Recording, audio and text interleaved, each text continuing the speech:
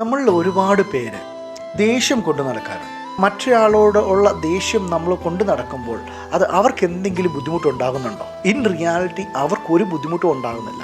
ആ ബുദ്ധിമുട്ട് മൊത്തം ഉണ്ടാകുന്നത് നമ്മൾക്കാണ്. നമ്മൾ പലപ്പോഴും ക്ഷമിക്കുന്നത് ആർക്ക് വേണ്ടിയാണ്? നമ്മൾ ചിന്തിക്കും നമ്മൾ മറ്റൊരാൾക്ക് വേണ്ടിയാണ് ക്ഷമിക്കുന്നതെന്ന്. എന്നാൽ ഒരിക്കലുമല്ല. നമ്മൾ ക്ഷമിക്കുന്നത് നമുക്ക് വേണ്ടിയാണ്. ആ ക്ഷമയിൽ കൂടെ നമുക്ക് ആ വിഷയത്തിന്മേൽ കിട്ടുന്നത് ഒരു വലിയ ഡെലിവറൻസ് ആണ്, ഒരു ഫ്രീഡമാണ് കിട്ടുന്നത്. ഈ ദേഷ്യം നമ്മൾ കൊണ്ടു നടക്കുമ്പോൾ അത് നമ്മളെ പുറകോട്ട് വലിക്കുക. കാരണം അതൊരു പാസ്റ്റായിട്ടുള്ളൊരു ഇൻസിഡൻറ്റാണ്.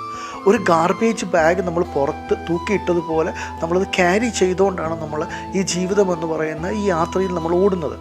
അപ്പോൾ ഈ ബാഗ് പുറകിൽ തൂക്കിയിട്ടുകൊണ്ട് നമ്മൾ ഓടുമ്പോൾ നമുക്ക് ആ സ്പീഡിൽ ഓടാൻ സാധിക്കത്തില്ല.